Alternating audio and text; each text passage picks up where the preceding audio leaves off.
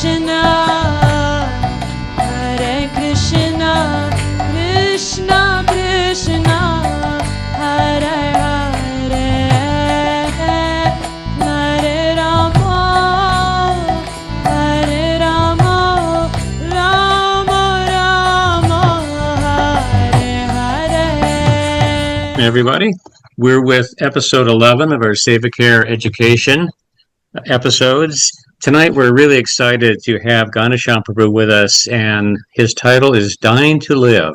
Practice dying while living in order to live and die gloriously. So that promises to be a very interesting topic for us to cover, and we're really happy to have Ghanashyam Prabhu with us because I think he's very uniquely qualified to discuss these ideas of life and death, because this is what his work is day in, day out for many, many years. Ghanashyam Prabhu, is a disciple of His Holiness Radhanath Swami. He presently works as a hospice chaplain at Community Hospice and Palliative Care in Gainesville, Florida. He lived for 11 years in an ashram in New York City, the Bhakti Center, before transitioning to a hospital setting and becoming a professional spiritual care provider. In 2014, he completed his clinical pastoral education training at Bellevue Hospital Center before going to New York Presbyterian Hospital. In 2015, he worked conjointly with the Pastoral Care Department and Palliative Care Services for 5 years.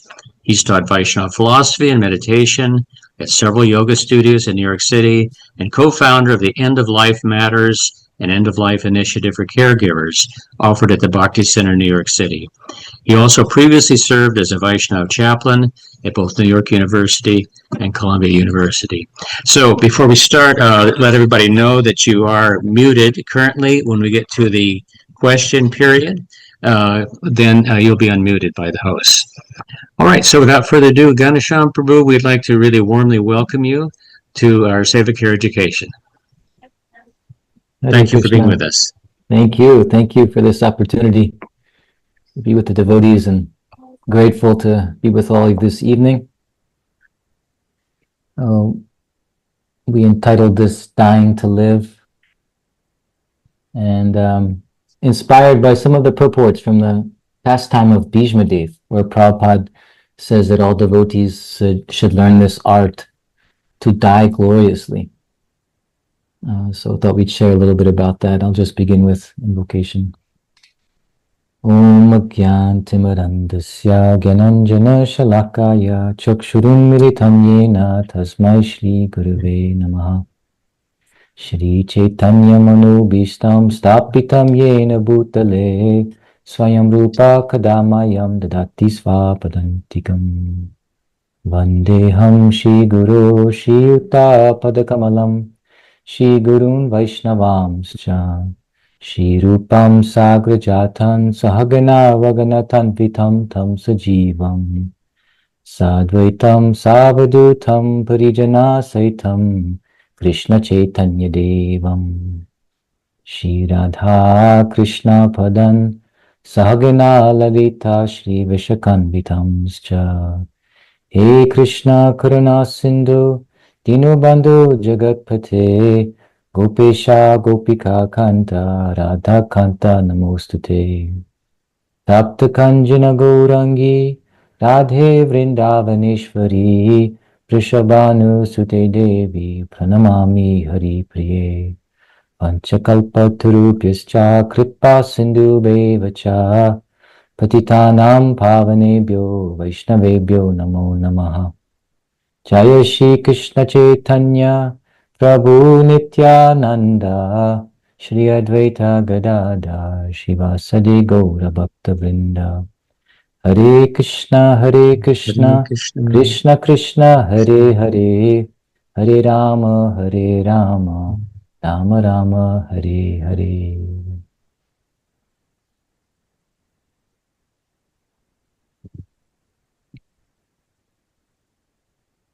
Hare Krishna. So this topic, dying to live, what does that mean? We hear about it in all different spiritual traditions. They have some way of saying it.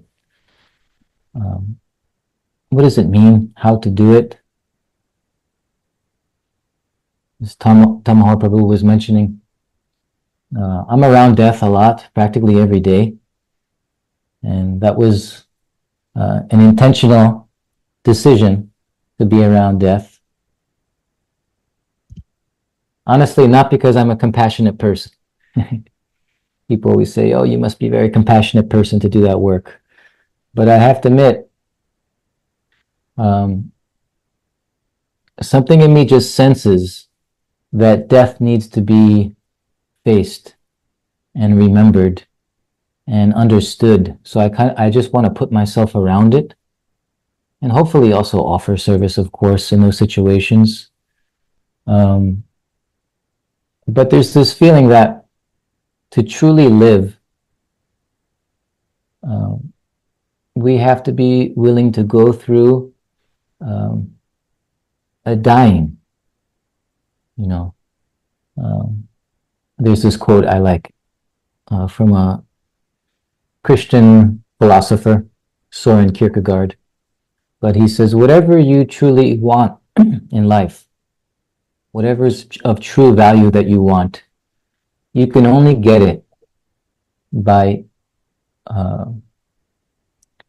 being willing and capable of going through its opposite, you know?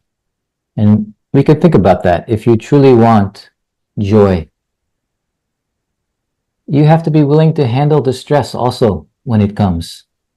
Because if we're avoiding the stress, running from it, or fearing it, how can someone truly be joyful in a deep way? If you want peace, you have to also be willing and capable of going through struggle. And then one arrives at a higher peace that's above the duality of a lower peace and struggle. You know, like the dualities are like that. There's happiness, distress, joy, sorrow, peace, war. If one can handle them both in the right way, one rises to the absolute platform above duality, where it's at peace with a capital P, joy with a capital J. So if that's true, which I think is undeniable, then to truly live, one has to be willing to go through death or dying. To truly live. But with death, the tendency is to look away from it. You know, and then what happens when you look, if you ignore something long enough, keep looking away, it becomes unreachable. We almost forget about it. It just goes into a very deep place within our consciousness. In fact, the word, it's interesting, for the term fear of death, there's a Sanskrit word, abhinivesha. And what's interesting about this is that abhinivesha, there's no mention of the word fear or death in it, but it means fear of death. So I was looking into it. What does this word really mean? Why is it referred to the fear of death if those words aren't even contained in it? So abhi means thorough, and ni means down, and avesha means like an absorption. So it means something is so thoroughly pushed down in your consciousness. It's such a deep-rooted thing that's pushed so far down, so thoroughly pushed far down. That is the fear of death that's inside of all of us. So it's come to mean the fear of death, that thing which is so thoroughly pushed down into our consciousness, very deep. And then what happens when something is very deep in our consciousness and we're not even aware of it? It controls us. Actually, it controls us all the more if we're not aware of it. The more aware of it you become, the more you try to actually meditate on it and think about it, then it has less control over you. So this is the idea, is we want to allow it to come back up into our conscious awareness and face it. Srila Prabhupada would often say, a true philosopher always keeps death in the forefront of their consciousness, not the background, but the forefront of the consciousness. So Now, that's good. A lot of people are thinking about death. A lot of, and I think in the Greeks also, the Stoics especially, one should meditate on death always. But actually, we can do that, but we also have to hear from those who know the true purpose of death. We have to hear from those who have died in order to live. So therefore, Bhagavad Gita says, Ati taranti evam mrityu shuti parayana. This is a verse in the 13th chapter. It says that those can overcome death if they have an inclination to hear from authorities, true authorities, which means those who really live the teachings and see the truth. If you have an inclination to hear from them, then one can overcome death. One will overcome death just by that process. The inclination to hear is so important. Shruti parayana. So the meditation is good, bringing it to our awareness, trying to understand it, but also it has to be through the lens of those who really know the essence of why is it even there. It's so confronting, isn't it? Death, it's this one thing that exists. It's the most confronting reality. Everything we're trying to move forward and strive. We have relationships. We have connections with people. We have desires, and it all just comes to a halt by this thing called death. And because it's so confronting, for that very reason, it has such power to transform us. The more difficult and confronting something is, the more there's something in the core of it that can change you if it's received properly, if it's understood properly. And if we do that again and again, then the face of death will begin to change. First, the face of death appears to be a very fearful enemy. And therefore we push it down into our consciousness, try not to think about it or to dwell on it. But if you let it rise just a little, then death also, the form changes. It becomes an awakener, something that wakes you up. Like, for the work I do, I'm always around death, as I mentioned. So I've come to do this practice myself. Once a day, I can't practically forget it now. But always some moment where I say, very soon I will die. Very soon. When will it be? We don't know. But what that does for me, it just wakes me up a little bit. Death as the awakener, waking us up. Very soon I will die. What is most essential? If that's true, we won't waste so much time if we have realization of that simple statement. We won't waste so much time. We have the habit of wasting time. But once we come to that reality, we think, let me take deeper shelter on the spiritual path, deeper shelter of Krishna. Now, not later, right? Everything, if you think you're going to live for a long time, or you just don't even think about it, we think later I'll get more serious, later. This is like a disease of the mind, to just push it off till tomorrow. But if you think very soon I will die, then now, how to do it now? So a fearful enemy, then someone that can awaken you, and also even a benefactor death can become. The form can change to there's actually a special blessing that's available that will help elevate you spiritually. Not just wake you up, but actually it has something in it to really transform you. It's like the story of Dhruva Maharaj in Bhagavatam. What an image this is. We all have to bow down. Prabhupada says eventually everybody has to bow down to death. When Dhruva Maharaj was passing away, or his pastimes were coming to an end in this material world, then death came before him. This form of death. Sometimes in the Vedic scriptures, Kala, it's called Kala, means death personified, time, but also time means death.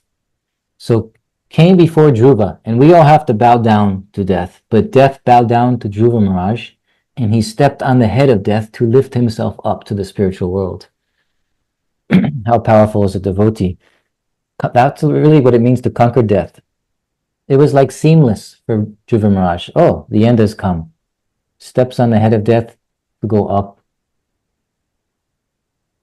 in such an image. So he was using death for spiritual elevation.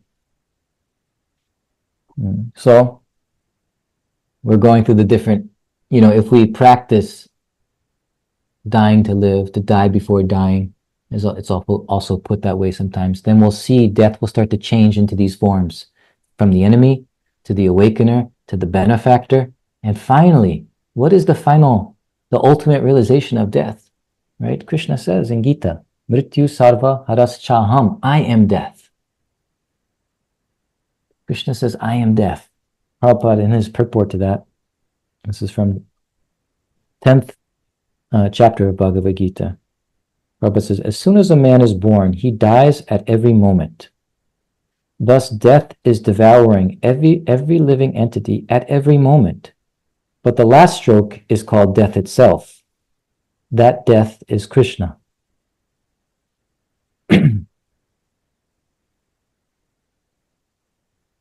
We know, of course, Parikshit Maharaj, that he was cursed to die in 7 days. And again, we were saying the awakener. So that really woke him up also. Okay, he accepted that. And it accelerated his directedness towards complete surrender, putting himself in the right environment. He put down his royal attire, all of his possessions. And most importantly, what did he give up? He gave up possessions and all these connections to go to a holy place to seek a guru. But another thing he gave up before coming there was Abhima Shunyam. His identity as the king was also given up. I am not the king. What am I? This was a role I was playing in life. It is a service, of course, but it's not the essence of who I am. I give that up also. No attachment to being the king, that power, that prestige. He had everything. You can imagine how and he was young.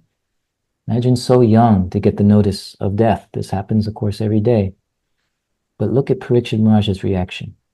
Okay, this is the plan of the Lord for me. So now let me go seek the essence, let go of everything, let go of the conception of being the king. He went to the Ganges and he asked the question. There was many people came, many great souls and rishis came. Wow, the king is going to die. And he's a very special king. He's Mahabhagavat. So let's go there and be there for him at this time and let's see what unfolds. So they all came. And he asked the questions to all the sages and rishis and saints that were there. What was the question? Mriya manascha krityam. What should a person do who's about to die? This question generates the whole Srimad Bhagavatam. It's from this question. And right at that moment, Shukadev Goswami appeared. And he congratulates Parikshit for asking that question. Congratulations, you have asked the best question of all. This will be for the benefit of everyone. He says, Prashna krito loka hitam. Loka hitam. Everybody in this world, hitam, will be benefited by this question and the answer. So thank you, Parikshit. You have asked the right question. And what is the answer? So a few verses later, he gives the answer quickly. And the whole Bhagavatam, of course, will expand on how this is possible. But he says, Ante, at the end, Narayana Smriti. At the end, one should remember Lord Narayan, the Supreme Lord, Krishna. So that was quickly the question and the answer. What should one do? What should one do? Those who are about to die. They should remember Narayan. Now, that's what you should do. But how to do it? That's also answered. Again, very quickly, a few verses after that. And that direct answer is Hari Nam Anukirtanam. One should chant the name of Hari, Kirtan. So if we're chanting throughout our lives, This is actually the practice. But if we're chanting in the right way, what precedes, if the kirtan is proceeding the way it should be, then while we're chanting and getting this connection to Krishna, something also inside of us should begin to die.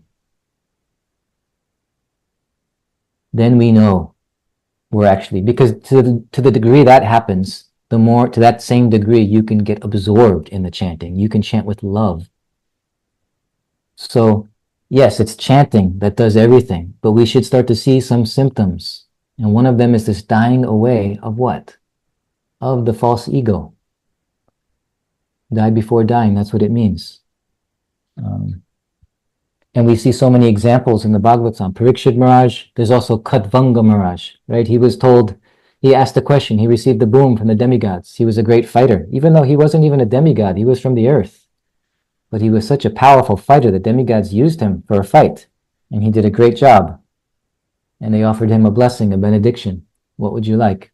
I want to know when I'm going to die. And they said, in just a few moments.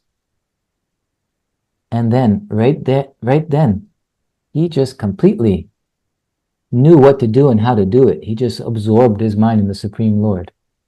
Parikshit also did the same in the conclusion of Bhagavatam, completely fixed at the lotus feet of Krishna. And then, of course, Bhīṣmadeva was able to do the same.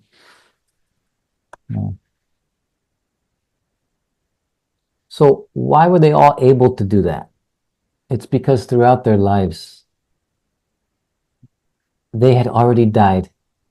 The false ego had already died. Throughout their lives, they were already giving. They were already all devotees of the Lord from early on and had this practice of giving their hearts fully to Krishna in so many different ways. And so when that moment came at the end of life, it's not that they just by chance got lucky, it worked out, and they were able to remember the Lord. No, this is a lifetime of an absorption in the Lord, a relationship with the Lord. And then finally, when that moment came, like you can hear, Bhīṣmadeva's prayers. I wanted to read Bhīṣmadeva's prayers, how he says, even though his mind was absorbed in so many things throughout this life, as a warrior, as a leader, speaking on so many different topics, but he was able to stop all of it at his will and just invest his thinking, feeling, and willing at the lotus feet of Krishna. How does he have that power? Because throughout life, the attachment, the love for Krishna was already there. And there was nothing holding it back. What holds it back? That's what we're talking about. It's the egocentric state of life, that I'm the center of things. We all have it. It doesn't mean you're an egomaniac and it's obvious to everybody. But if you think throughout the day how much we're just thinking about myself, what I need to do, my connections, my relations, and we ask Krishna to come into my world. But the deeper way of thinking is, how can I enter into Krishna's world? What brings pleasure to Krishna? How to serve Krishna? Krishna, how can I serve you? That simple question opens up everything. And Prabhupada said that's how he described what is the chanting of Hare Krishna. Krishna, please engage me in your service. So really, external physical death is just a symbol of another kind of death that takes place within a person voluntarily who's on the spiritual path. So really, when you see the external physical death, that's not what all these statements are about, dying to live. They're not talking about that last moment. Therefore, it said die before dying. They're talking about something internal that must be undergone while we're living. Srimad Bhagavatam in the 12th canto also, it talks about 4 kinds of death. And the final death, the ultimate death, the most important death is called Atyantika. Atyantika, pralaya. The final dissolution. And what is it? Maya ahankarana, atma bandhana. It's that very subtle thing that's binding the Atma. to the material body and material mind. Maya ahankarana, that is the false ego. Which at its core, what is that false ego? That I and mine, one holds on to that very tightly. That's what's in the center of my life, of my thinking, of my feeling, of my willing. I and mine.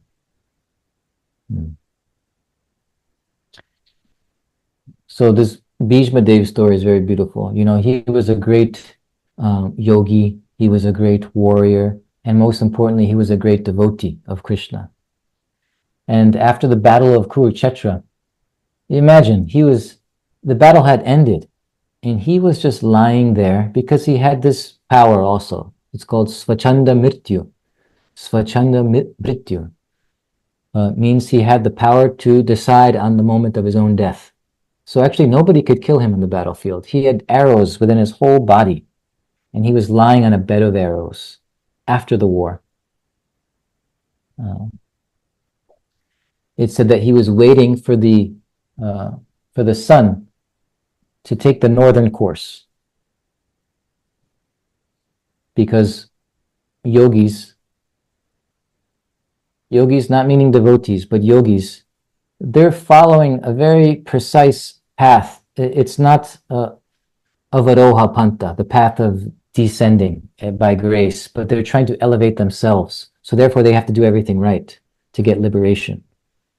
So there's so many different rules that they have to follow. And also it's said that for them, when they give up their bodies, it has to be an opportune moment. Also, even in the universe, the sun's course has to be going in the north, not in the south. This is called Uttarayana. So because it's described that in the heavens, Svargaloka, when we have 6 months where the sun is going north. And so those 6 months, that's the daytime of the devatas. The daytime, it's one day, but it's the daytime. And when, for those 6 months, the sun goes in the north for us, that's the nighttime of the devatas. So the daytime is more auspicious to leave your body. You may get some assistance and help from them also. So for yogis who are trying to get mukti or liberation, they choose to give up their body when the sun is going in the north. It's auspicious moment, time. They will enter the sun planet, and from there they achieve liberation. So Bhīṣmadeva was also said to be waiting for that moment. It's described like that because he's also a yogi, and he's basically showing the yogis the best way to do it. But we know that really what he's waiting for, and this is what's so special about the Bhagavatam, it really goes to the heart of things and tells you the true inner meaning of Bhīṣmadeva waiting. Before he gives up this body, he's waiting for Krishna to come, so that he can leave his body seeing the beautiful lotus face of Krishna. Bhagavatam is tatparya, it's called. Tatparya means like it gives the deepest inner meaning of even other scriptures. That story is found in the Mahabharata also, but Bhagavatam will give you the true meaning, this inner meaning of Bhīṣmadeva's heart. That he's a devotee of Krishna, and that's really what's most essential to him. He wants to see Krishna before he gives up his body. So it's said that when he was lying there, Rupa Goswami says this also, that he gives Bhīṣmadeva as an example. When Krishna thought of Bhīṣmadeva lying there in the battlefield, and Krishna had not gone there yet, Rupa Goswami says Krishna's heart was trembling with compassion for his devotee, and therefore Krishna made a plan. Let's all go see Bhīṣmadeva now. So he took the Pandavas, and many other people came along, and Krishna had designed this whole situation because he also wanted Bhīṣmadeva to instruct and relieve Yudhisthira Maharaj of the burden he was feeling. Because Yudhisthira Maharaj just became the king, and so many people had died to put him as the king. And so he was feeling a very heavy grief in his heart. So many women now are without their husbands, so many children will be fatherless. It's all account of me becoming the king. He was feeling this very heavy pain in his heart. And everyone tried to tell him, give him spiritual knowledge and relieve him of that, but it didn't work. Even Krishna tried. Krishna failed to relieve his pain. But this was Krishna's desire to glorify Bhīṣmadeva, he will be the one to relieve the burden from his heart, and he will be glorified. This is the nature of Krishna. He wants his devotee to receive the credit. So the Pandavas come, Krishna is there. Many other great souls come to see Bhīṣmadeva lying there on a bed of arrows. A very emotional scene, because Bhīṣmadeva, the Pandavas grew up with Bhīṣmadeva as like a father, grandfather, but also like a father. Their father wasn't present. So Bhīṣmadeva was there taking care of them as children, training them, teaching them. And he knows everything that they went through throughout their lives, so many kinds of sufferings, and now he's seeing them come to him at that time. And for political reasons, he was on the opposite side, but he had great love for the Pandavas, and they had great love and respect for him. So it's a very touching scene. They all come to honor Bhīṣmadeva at the very end of his life.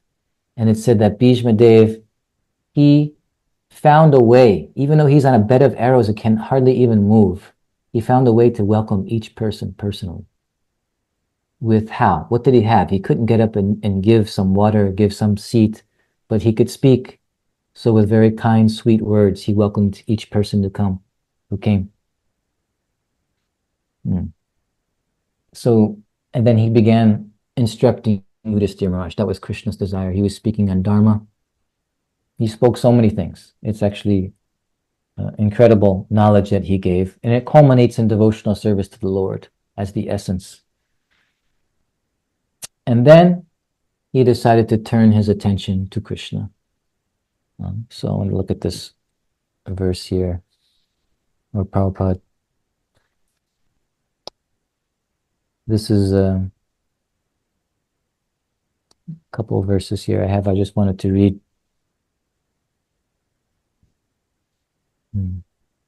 So after all the instructions, he turns to Krishna and he says, "Let me now invest my thinking, feeling, and willing, which was so long engaged in different subjects and occupational duties, in the all-powerful Lord Sri Krishna.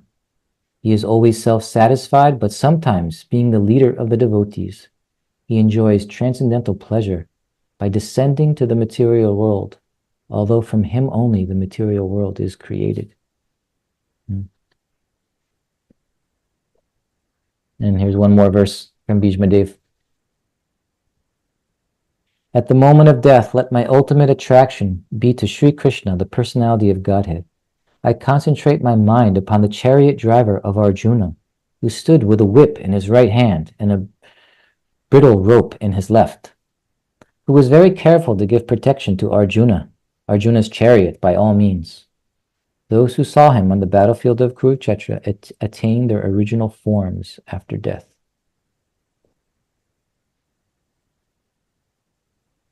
And here's a comment by Prabhupada in the purport.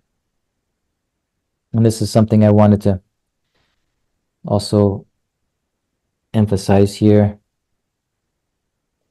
This in terms of remembering God at the end of life. How is it possible?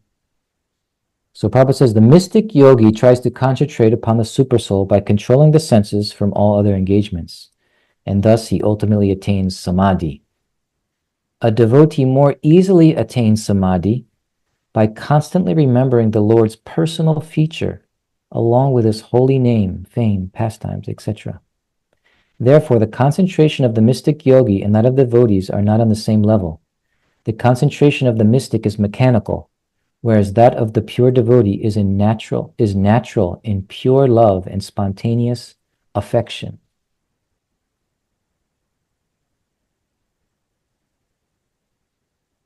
So it's by the power of a very personal relationship with Krishna,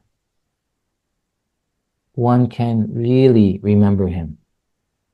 That has to be done during life,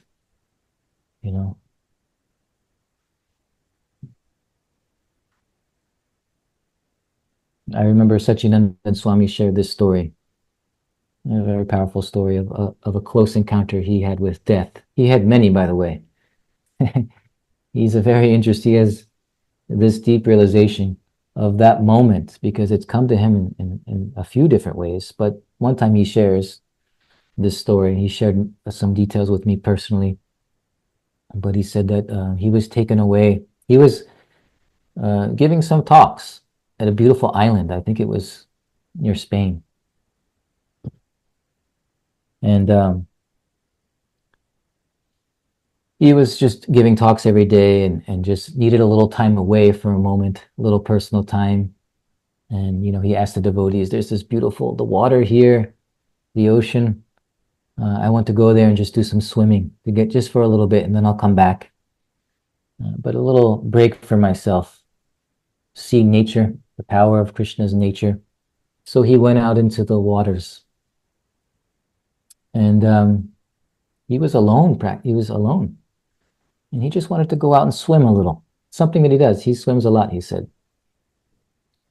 So he was noticing at some point that the shore that he was seeing, he was swimming very fast.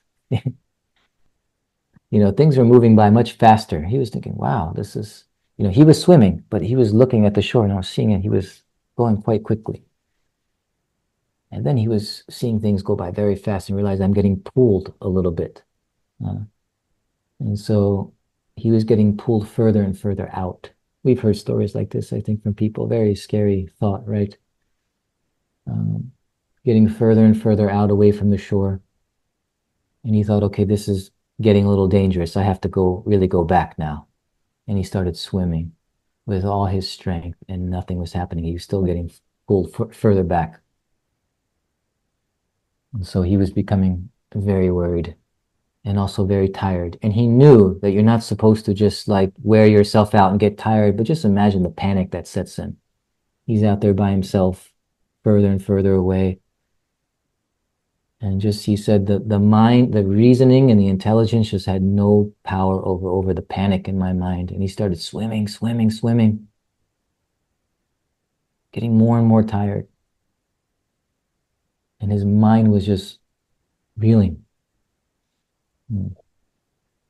And at some point, he became so tired and exhausted, and he just resigned. He said, okay, I'm going to die. I can't believe this. This is how I'm going to die. He was having flashes and thoughts of, the plan to be in Vrindavan with his god brothers and god sisters and chanting the holy name. And here he is alone in the ocean, getting pulled away. And he's just resigned that, there's no chance. I have no power anymore to even continue swimming. He was going underneath, taking in so much water into his lungs. And he began to pray to Krishna. And he realizes that was also from his life of spiritual practice for so many years, that his mind did go to Krishna. So he can't remember much actually, because he had swallowed so much water and it was so scary and traumatic, and the mind was going back and forth from fear to trying to pray. But he had the realization. So what happened is he says he heard a voice internally that said, waves, waves. And he looked behind and he saw one wave, and he understood that when the wave comes, just swim a little as it comes so you can get a little further in. So he started to realize what he had to do. Swim a little with the wave. But then what happens? He'd go forward a little bit, and then he'd go back again, and then wait for the next wave, and then go a little bit further the next time, and then he'd get pulled back again, and the next wave just a little bit further. He'd use his energy just when the wave came, and then relax. So this was happening for a long time, and finally he saw himself getting closer to the shore, closer. And he said he got to the shore, he cut his legs on the rocks. Nothing mattered at that point. It was just getting out. A big slash he has on his leg. And he came onto the shore and he just collapsed and fainted. And when he woke up, and he was just looking at bleeding, hardly breathing, but somehow he managed to then get back to the devotees. So a realization he shares, which is very powerful, is he said when he was saying Krishna's name and trying to pray, even though he had done so many years of his practice, his spiritual practice, it felt like there was no real personal, deep attachment. It wasn't like, it was like a distant person maybe, or just Krishna, please, But he said there was no he said when he was in the water and realized he was going to die, he also thought, Krishna, if you let me live, then I will really develop my personal relationship with you in a much more serious way. Just like we have personal relationships with each other. It will be real like that. It won't be just a distant God or abstract God that I know about God, but I don't really know God. Krishna, if I live, I will make sure I know you personally. I have an intimate, personal relationship with you. And then Krishna gave him that chance. And since then, that's always been on his mind and his heart. Now it really begins to focus on the attachment. This is called mamata. That the relationship with God, we have to feel that God is mine and I am his. I came across this verse from Sanatana Goswami in Brihad Bhagavatamrita, where he's talking about the nature of love. He says, Adyanta pragara mamata yukta lokika sambandha bat sambandha. So adyanta pragara means very condensed. Very condensed. Mamata. One has to have very condensed possessiveness. Yukta mamata. They have to be imbued with this possessiveness towards Krishna. Lokika sambandha. Just like the relationships in the material world, the material relationships, people have such strong attachments. In that same way, you have to be attached to Krishna. Lokika sambandha means a worldly this material world, because it's temporary, then we cling to each other in very strong attachments. And we're afraid to lose loved ones. And so we cling. It's like desperate. So in that same close, intimate way, one has to come to that relationship with Krishna. Where it has that same quality. I think of my mother. Me and my wife, we had our son Arjuna 2 years ago. And my mother, she first of all moved here hoping that would happen. She moved to Alachua from New York, New Jersey. And she wants to see him every single day. We're already giving her so much child care. We can't believe how much she's helping. She's 79 years old. She is so attached to him. I mean, I am too. Me and my wife both are. But my mother, she's like, we talked about getting maybe some other support for help, because she's a little older and we're a little worried if she can handle him. He's got a lot of energy. And she was so offended that we thought of taking him somewhere else. No, I will do it. As much as you need, just bring him to me. And the days where she doesn't watch him, she comes over first thing in the morning to see him, even before I go to work, and she wants to see him, even on the days where she's not with him. And he's a lot to handle. But she has such love and attachment. It's so personal. And it's, this is my grandson. So lokika sambandha, it's a kind of worldly thing. Of course, I think my mother's being blessed in many ways also, so it's not completely worldly, but it is in a sense, because she's really thinking, this is my little grandson. This is my life and soul. But Sanatana Goswami says, in that same kind of attachment, we have to have for Krishna. So we might get worried and think, well, I don't have that. It seems too high. But this also applies to the spiritual master. Think about some of your relationship with Srila Prabhupada, the love you see, you saw him, or you hear from him, you have that connection. You're disciples.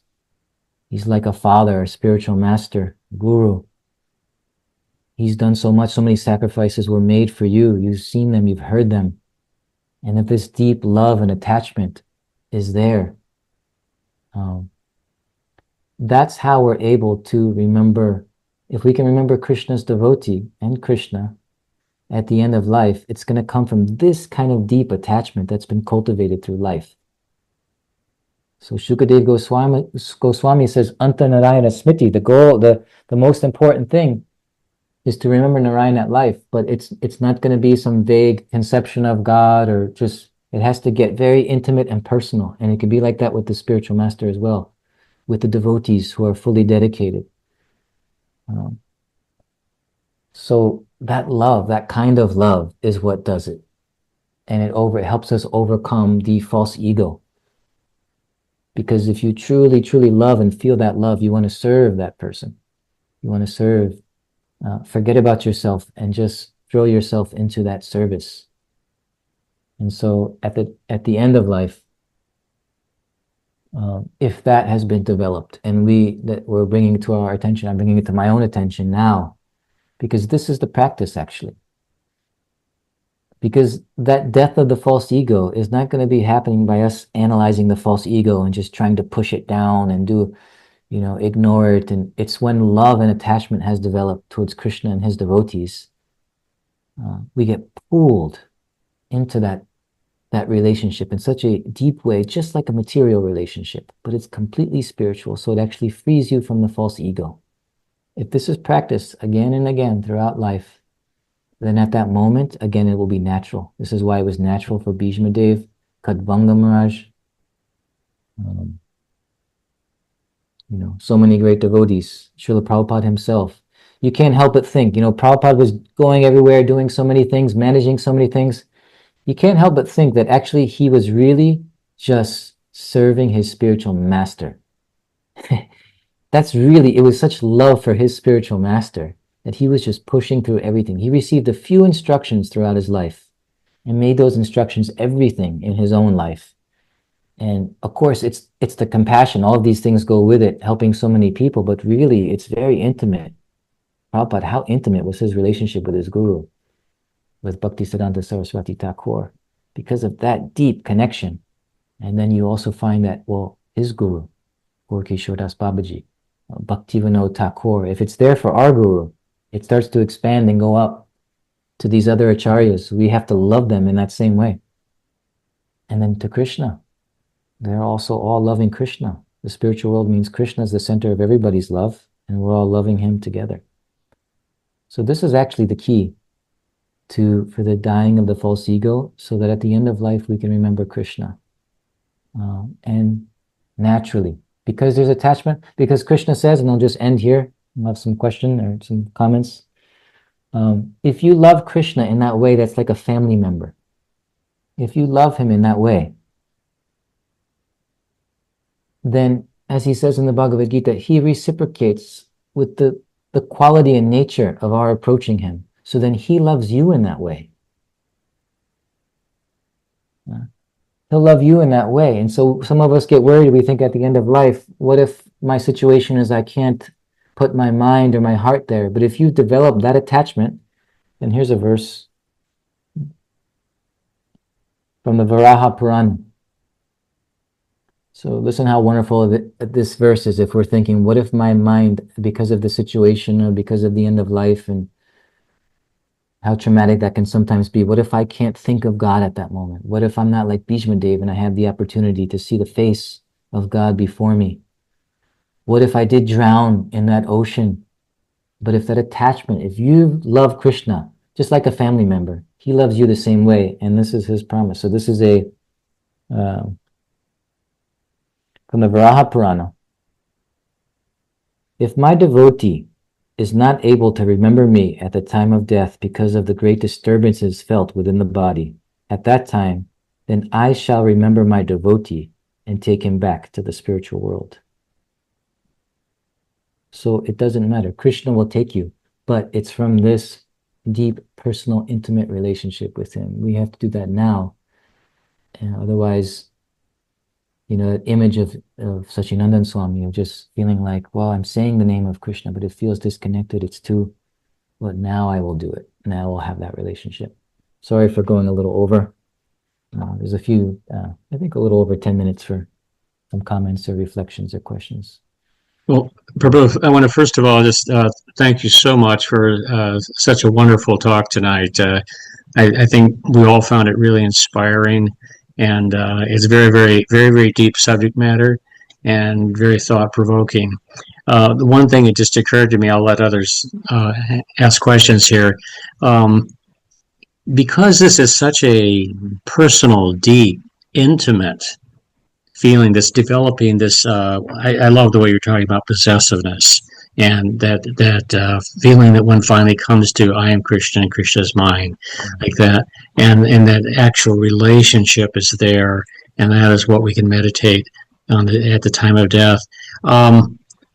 In Seva Care, one of our initiatives is end of life care, and many of our devotees do try to be with other devotees when they're leaving their bodies or trying to help in that way. Is there a way, based on you had so much experience in this area, that we can gently, compassionately help people at the end of life, help devotees to sort of develop this consciousness that you're talking about? Mm. Absolutely. Just by us being there and making ourselves available, we're giving the opportunity for that connection, especially if there's already deep relationships, there, and we're able to be there for that way with those devotees. It's like I always think that one of the most when sometimes when people are dying, I've heard this from many people, and I've been with many people. The people that are dying are very surprised at who comes at that time and who doesn't come.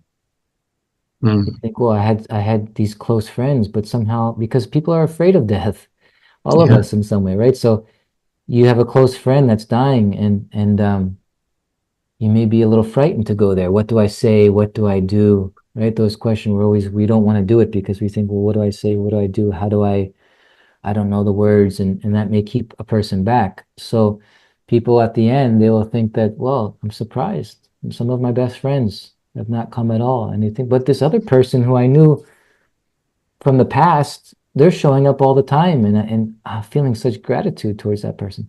So what to speak as us, for us as devotees, because that connection and attachment with Prabhupada, if it's, God brothers, and Prabhupada is our guru, we can share stories, pastimes, and because there is a special mercy also in that moment, that even if it hasn't been fully developed through life, because of that moment, there is a power in that moment where suddenly the heart can surrender in a very deep way. And that's kind of the reason why Krishna sometimes makes it difficult, is where there's nothing else to turn to. So there is a way that in that moment you can also get incredible mercy. And I've seen this with a few people at the very end who are maybe like a little religious, but I've seen like a very deep surrender that took place before they passed. Even one lady I was with, and she was, she was panicking, and she was nervous, and I just tried to be with her and just told her, now just surrender to God now. There's nothing else to do. Everything's done. Your family's going to be okay. And she said, what does that mean? What does that mean? And I said, just say, God, I give you my soul. I give you my heart. I'm yours. I trust you. So she put her hands like this, and she just kept repeating that, and she just started to calm down, and she left her body like this with her hands folded, totally peaceful, her eyes closed, just lying there, just repeating this prayer almost like a mantra again and again. Like, God, I give myself to you. God, I give myself to you. Her family said she wasn't very religious, but somehow it clicked in. So anyway, my point is, especially if devotees are there, there's so many, we know all the other things to do. We can give mercy in so many ways, of prasadam, of, water from Jamuna. There's so many things we can also give, but even just us being there and showing up, we make it all possible for this attachment and love to awaken. Thank you. Other questions from some of our audience tonight? You can unmute yourselves. Ghanashyam Prabhu. Hare Krishna. Haribo. Lita Devi. Yeah, I think this is a beautiful explanation you've given about what is the most important thing, because as you and I know, when we see the end of life transpire, there is a point where speaking is no longer possible, and it's more about hearing. And that's why it's important, that we have other devotees that come and speak to us, chant with us, pray, things like that. But those final conversations are also very important. Thanking the person for the impact they had on life and thanking them for the relationship and affirming that loving exchange that you've had with them. And I know my best friend died last year. He wasn't a practitioner of any particular faith. And when he was still speaking, one of the last things he said to me was, I tried to live a good life. And I knew he wasn't really fearful, but he was concerned, because he knew he hadn't been a real practitioner or demonstrated any faith, more of an agnostic. And I said to him,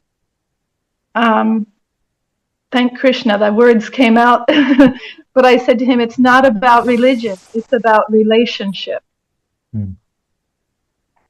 And he had like this light bulb moment, and I said, God is your friend. And he was such a good friend to so many people. I said, you've got this. You know what friendship is. You know what it is to be a good friend. Have that friendship now, And he had a very peaceful passing. But I find too, I don't know if you see this, people who have a spiritual foundation of any faith tend to have a more peaceful time surrendering their body at the end of life. Like you said, even that last moment, that faith is what makes it possible, to endure the physical portions. But I was going to ask, I guess because I think more of in a clinical sense, and I know what I've witnessed over the years, if you wanted to help people understand sometimes what is the most, because we're not only concerned about the person who's dying, but also the family unit. We kind of view them all as the people we care for at the end of life. What is the most common thing you've seen that people don't expect, that people haven't prepared for, that they might experience in a hospice setting or a hospice end of life scenario? You mean in terms of like the caregivers afterwards? Whether it's physical, mental, emotional, spiritual, the things that we might forget to kind of include when we want to have, these conversations. I mean, we're intellectually aware that, our life will end someday, but what that actually looks like and how that transpires, and there's so many things that need to be addressed. That's why we have a treatment team. We have social workers, we have nurses, we have home health aides, we have chaplains. But in your experience, what's maybe something that we should be more aware of, because it's common to not know till we're in the moment? If you know what I mean. I don't know if you can say that. No, I don't fully understand. Are you talking about the caregivers of the person who's passing away, like something? Well, the family or the patient themselves. I mean, I think Western culture is more at a disadvantage because we have hidden this away in the back corners of hospitals for a time. And in other countries, they have these deaths at home, and they actually photograph their deceased relatives and put those pictures on the wall. I was friends with someone from Albania, and I went to his parents' home, and I'm like, what are these bizarre photographs? I mean, but they're not fearful of the body after death, and they're not fearful of the process. And sometimes we don't want to talk about it. We don't want to work it out to what that scenario is going to look like in our own death, or how we're, like you said, people say, I don't know what to do when I go to see someone dying. Yeah, no, I've seen one thing that's come up is that people are surprised that, for the person who's passing, that there's some family tension that was there, and maybe thought this could be avoided, or I got over something, but certain things may come up at that time for the person passing, that something needs to be resolved, or a conversation needs to take place, or there's some block to being able to let go. So I've seen patients themselves surprised, people themselves who are dying be surprised by that, like, I have to talk to this person and get right with this first. And also family surprise that comes up. Just we want to encourage, all of us, we have to think about ourselves and where maybe there's something that may come up like that, and do that before the time comes. And also check with a person, if we're the caregiver, to see if that could be a nice question to ask somebody. Is there anything? I remember Radhanath Swami in Chaupadi. There was a young devotee passing away there. There was a brahmachari there. And he had cancer. He was a brahmachari a long time. Then he got married and just had a child. And then he had a very aggressive form of cancer, was passing away. So, Radhanath Swami, this very special person who can give so much spiritually. But the first thing he asked him when he approached him, he said, what do you need to do right now, or say, or anyone to speak to, or what can we all do for you that needs to be done? And he had some fears about his family, and Radhanath Swami just assured him, it will completely be taken care of if that's what's on your mind. And then from there, he was able to really just start to turn his attention to his guru and to Krishna. And then amazingly, Radhanath Swami, he began to describe Krishna as like a meditation. He was like a young devotee, but he started to tell some pastimes of Krishna returning at the end of the day. When, he was Krishna's coming back with his friends, the cowherd boys. And before, everyone's standing in the front awaiting them to return. Mother Yashoda's in the front, he said. And everyone else is there. And first they see a cloud of dust come up. And that means Krishna's near. And they're all anticipating seeing Krishna's face. And Krishna comes and he's got dust all over him. And he said perhaps Krishna was fighting with some demon that day also. He's getting closer. And the gopis are there, Mother Yashoda is there. They're all just taking in the beautiful form of Krishna and Balaram. So like this, he was leading them on to this beautiful meditation also. But it began with very practical things. What do you need? What do you need to say to who, and how can we help you? So I thought that was nice, because there may be blocks before we can get to a deep spiritual place. We have to see practically how we can help. Yeah. I think that's very wonderful advice. Really appreciate what you said there at the end, that, we have to look towards those very practical things that the person might need, or something that's bothering them, that's in the back of their mind, like what will happen with my, whatever it be, might be my children or whatever like that. And then perhaps then they feel more at ease that they can focus on the actual giving up the body, the actual going deeper into their relationship. And I just wish that we all could have Radhanath Swami talking about Krishna and Vrindavan at that moment of death. Other questions from anyone else? We have a couple, maybe a minute or two. I think we lost Ghanashyam. Oh, really? Yeah, I think he got disconnected. I saw him disappear. Oh. Well, we are at the end of our time. We're after 8 o'clock. So anyway, we so much appreciated having Ghanashyam here, and I wish I could tell him personally. But he's back. He's back.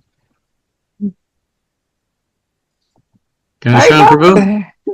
Very sorry about that. I'm back by phone. Okay. We just want to really thank you for a wonderful talk this evening. I think we all got so much out of it.